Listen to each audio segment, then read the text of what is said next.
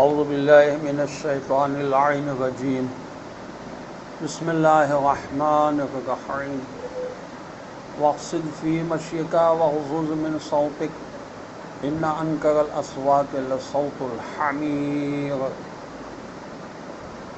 الم تروا ان اللہ سخر لکم ما فی السماوات وما فی الارض واسبغ علیکم نعمہ ظاہرۃ وباطنہ ومن الناس من يجادل في الله بغير علم ولا هدى ولا كتاب منير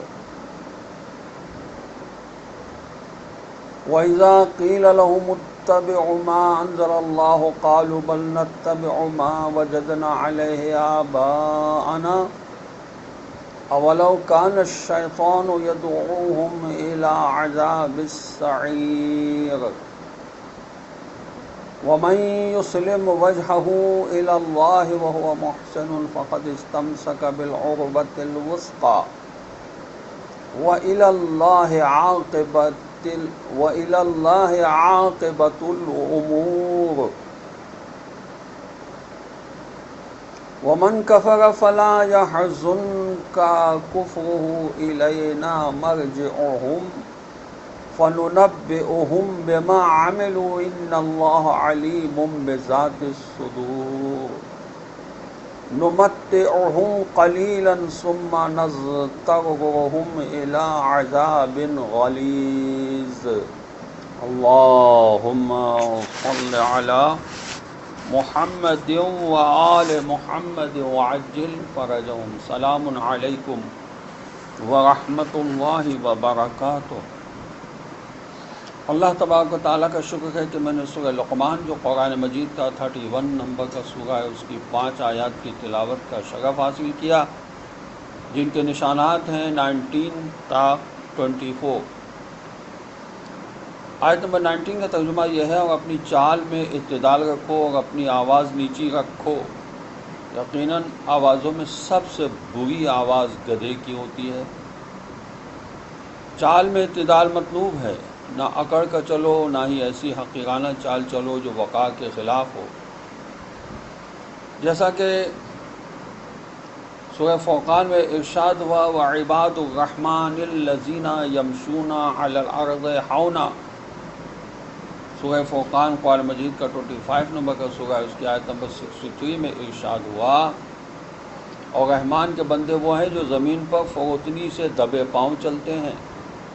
چال میں اعتدال کا مطلب یہ ہے کہ انسان اپنی چال کو اس قدر حقیرانہ بھی نہ رکھے کہ اس سے اپنا وقار مجروح کرے۔ عزت نفس کا حفظ کرنا بھی واجب ہے، اور تکبرانہ چال بھی نہ چلے کہ دوسروں کو حقیر سمجھے۔ اعتدال یہ ہے کہ نہ اپنے آپ کو حقیر دکھائے، نہ دوسروں کو حقیر سمجھے۔ حدیث میں آیا ہے، بحار الانوار کی جلد 48 میں یہ حدیث ہے کہ تیز چلنے سے مومن کا وقار چلا جاتا ہے۔ ارشاد ہوا کہ وَغْضُضْ مِن صَوْتِكَ، اور آواز کو دھیمی رکھنا بھی تواضع اور شخصیت میں خلا نہ ہونے کی علامت ہے۔ اونچی آواز سے اعصاب پر منفی اثرات مترتب ہوتے ہیں اور آداب محفل کے بھی خلاف ہے۔ چنانچہ سورۃ الحجرات آیت نمبر 2 میں فرمایا: یا ایھا الذین آمنوا لا ترفعوا اصواتکم فوق صوت النبی ولا تجہروا لہ بالقول کجہر بعضکم لبعض ان تحبط اعمالکم وانتم لا تشعرون۔ ارشاد ہو رہا ہے، اے ایمان والوں، اپنی آوازیں نبی کی آواز سے بلند نہ کرو، اور نبی کے ساتھ اونچی آواز سے بات نہ کرو، جس طرح تم آپس میں ایک دوسرے سے اونچی آواز میں بات کرتے ہو، کہیں تمہارے اعمال حبط نہ ہو جائیں اور تمہیں خبر بھی نہ ہو۔ اونچی آواز کرنا بے ادبی ہونے اور رسول اللہ صلی اللہ علیہ وسلم کے وجود کو اعتنا میں نہ لانے کی وجہ سے اعمال حبط ہو جاتے ہیں۔ چنانچہ رسول صلی اللہ علیہ وسلم کے آخری وقت میں شور مچانے والوں سے آپ صلی اللہ علیہ وسلم نے فرمایا: قوموا عنی، میرے پاس سے اٹھ جاؤ۔ یہ بخاری میں موجود ہے واقعہ، خصوصاً گدھے کی آواز میں کراہت اس کے بے ہنگم ہونے کی وجہ سے کہا جاتا ہے کہ ہر جانور آواز کے ذریعے اپنے معافی ضمیع کا اظہار کرتا ہے سوائے گدھے کے، اس کی آواز بلا وجہ ہوتی ہے۔ حضرت امام جعفر صادق علیہ السلام سے اس آیت کے بارے میں سوال ہوا تو آپ علیہ السلام نے فرمایا بدترین آواز بری طرح کی چھینک کی آواز ہے۔ یہ مشکات الانوار میں حدیث ہے۔ مناسب یہ ہے کہ چھینک کے وقت دونوں ہاتھوں کو ناک پر رکھ کر آواز کو کنٹرول کیا جائے اور پاس بیٹھے ہوئے لوگ اس پر چھینک سے پھیلنے والے مضر اثرات سے محفوظ رہیں۔ قرآن راستہ چلنے اور آواز تک کے لیے آداب کی رہنمائی فراہم کرتا ہے۔ آیت نمبر 20 کا ترجمہ یہ ہے، کیا تم نے نہیں دیکھا کہ جو کچھ آسمانوں جو کچھ زمین میں اللہ نے تمہارے لیے مسخر کیا ہے اور تم پر اپنی ظاہری اور باطنی نعمتیں کامل کر دی ہیں، اور اس کے باوجود کچھ لوگ اللہ کے بارے میں بحث کرتے ہیں حالانکہ ان کے پاس نہ علم ہے اور نہ ہدایت اور نہ کوئی روشن کتاب۔ اسبغا اسباغ النعم یعنی پورا پورا انعام کرنا۔ یہ جو آیت کہہ رہی ہے کہ علم تروا ان اللہ سخر لکم، یعنی اپنے گرد و پیش سے غافل انسان کو متوجہ کرتے ہوئے فرمایا اللہ کی ربوبیت کو چھوڑ کر واہموں کے پیچھے جانے والوں، کیا تم نے کبھی اس بات کی طرف توجہ کی ہے کہ اللہ ہی نے تمہاری زندگی کی بقا و ارتقاء و ضروریات کی فراہمی کے لیے آسمانوں میں جو کچھ ہے وہ مسخر کیا ہے۔ مسخر کرنے والا اللہ ہے، اس تسخیر کی غرض و غایت تم ہو، تمہاری زندگی کی تدبیر ہے۔ آسمانوں میں موجود چیزوں کی تسخیر کا مطلب یہ ہے کہ آسمان میں موجود سورج، چاند و ستارے ہماری زندگی کے لیے ضروری سامان فراہم کرتے ہیں۔ صرف سورج اہل عرش کے لیے سال بھر کی ضرورت کی انرجی 1 منٹ میں فراہم کرتا ہے۔ اسی طرح زمین ایک مہربان ماں کی طرح ہمیں اپنی گود میں پالتی ہے۔ اسی زمین کے سینے سے ہم گوناگون غذا چوستے ہیں۔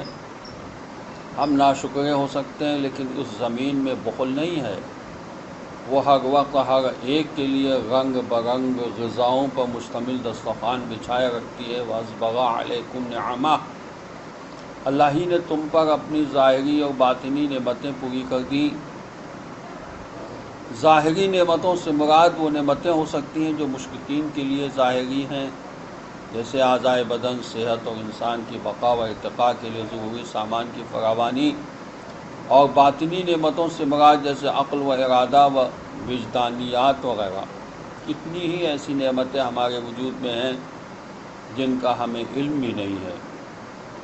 یہ آیت کہہ رہی ہے وَمِنَ النَّاسِ مَن يُجَادِلُ، یعنی ایسے لوگ بھی موجود ہیں جو اللہ کی ربوبیت، اس کے وحدانیت کے خلاف بلا دلیل بحث کرتے ہیں۔ قرآن کا موقف یہ ہے کہ کسی بھی موقف کے لیے خود موقف والے کے پاس علم ہونا چاہیے، اگر ایسا نہیں ہے تو کسی ہدایت کنندہ کی طرف سے ہدایت ہونی چاہیے یا آسمانی کتابوں میں کسی کتاب کا حوالہ ہونا چاہیے۔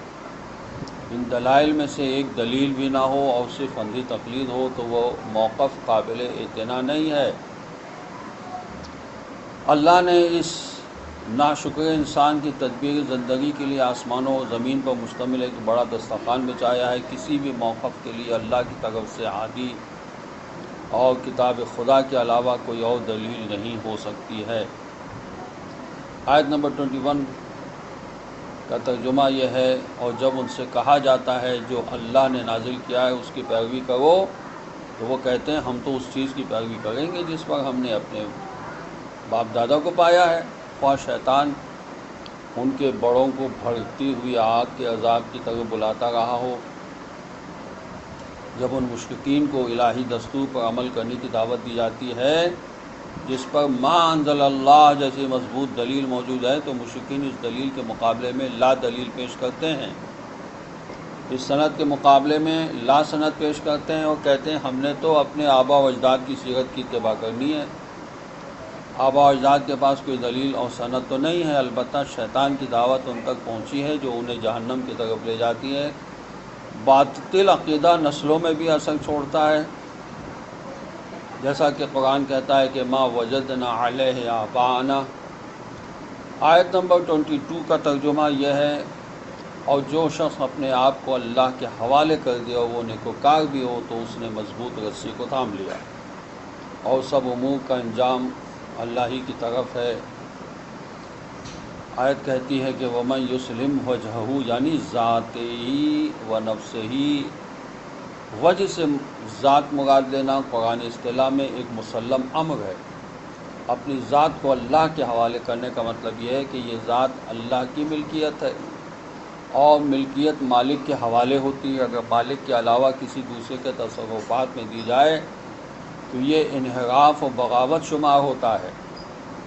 وہ ہوا محسن، مالک کے حوالے ہونے کے بعد ہر عمل مالک کی مرضی کے مطابق ہو تو یہ حوالے کرنا درست ثابت ہوگا، اور مالک کے حوالے کرنے کے اثرات صرف عمل کی صورت میں مترتب ہوں گے۔ پھر آیت کہہ رہی ہے کہ فقد استمسک بالعروۃ الوثقی، وہ اثرات یہ ہیں کہ اس صورت میں نجات و فلاح کے لیے ایک مضبوط رسی اس کے ہاتھ میں آ جائے گی، جس کے بعد وہ ہر قسم کے انحراف سے محفوظ رہے گا۔ مضبوط رسی کو تھامنے کی تعبیر سے یہ اندیا ملتا ہے کہ نجات کا راستہ طوفانی آندھیوں سے گزرتا ہے، مضبوط رسی کے ساتھ متمسک نہ ہوں تو بچھڑ جانے کا خطرہ ہے۔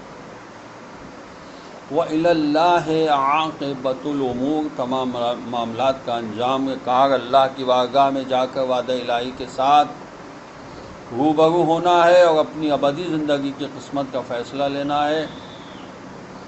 الزہری نے انس بن مالک سے روایت کی ہے کہ وَمَن يُسْلِمْ وَجْهَهُ إِلَى اللَّهِ، یہ آیت حضرت علی ابن ابی طالب علیہ السلام کی شان میں نازل ہوئی ہے، چونکہ وہ سب سے پہلے اللہ کے لیے خلوص ایمان کا مظاہرہ کرنے والے ہیں۔ شواہد التنزیل میں بھی یہ روایت موجود ہے۔ ایمان عمل کے ساتھ جفت ہوگا تو پھل ملے گا۔ وَمَن يُسْلِمْ وَجْهَهُ إِلَى اللَّهِ وَهُوَ مُحْسِنٌ، یہ بات بتا گئی ہے۔ آیت نمبر 23 کا ترجمہ یہ ہے، اور جو کفر کرتا ہے اس کا کفر آپ کو محزون نہ کرے، انہیں پلٹ کر ہماری طرف آنا ہے، پھر ہم انہیں بتائیں گے کہ وہ کیا کرتے رہے ہیں۔ یقیناً اللہ ہر وہ بات خوب جانتا ہے جو سینوں میں پوشیدہ ہے۔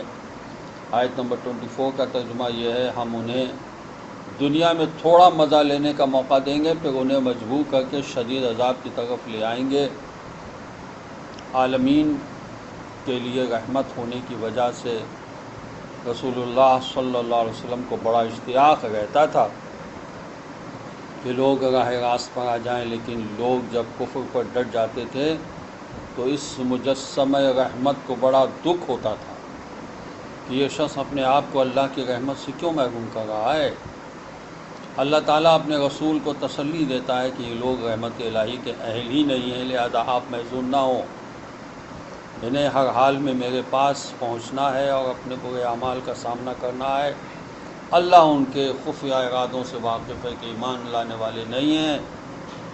اللہ کا حکیمانہ فیصلہ ہے کہ مجرموں کو چند دن مہلت دی جاتی ہے، پھر انہیں اپنی سزائے عملی تک پہنچا دیا جاتا ہے۔ رسول رحمت کافروں کے ساتھ بھی ہمدردی رکھتے ہیں، اس لیے خداوند عالم ان کو تسلی دے رہا ہے کہ فلا یحزنک کفرہ، ان کا کفر آپ کو محزون نہ کرے، آپ نے اپنا کام کر دیا، اب وہ ہدایت نہیں لینا چاہتے تو اس کا عذاب انہیں خود ہی بھگتنا ہے۔ خدا ہمیں توفیق عطا فرمائے کہ ہم قرآن سے ہدایت رسول اور آل رسول کی ہدایات کے مطابق لیں، اس پر عمل کریں۔ والسلام علیکم ورحمۃ اللہ وبرکاتہ۔